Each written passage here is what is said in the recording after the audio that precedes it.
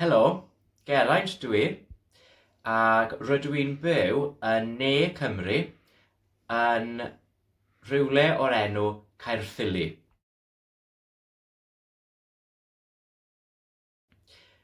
Ro'n i'n byw ym Patagonia y flwyddyn diwethaf. Ro'n i'n dysgu Cymraeg i bobl yn y Gaiman, yn Rhelew ac ym Mhorth Madryn.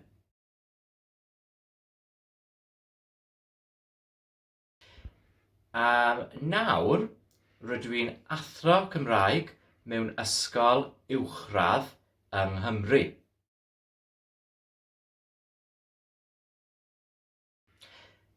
Dwi'n colli, heblaw am y bobl, y gwin fwyaf o'r ariannin.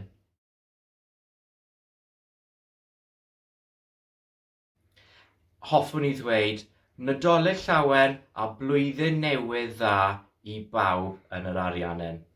Hwyl!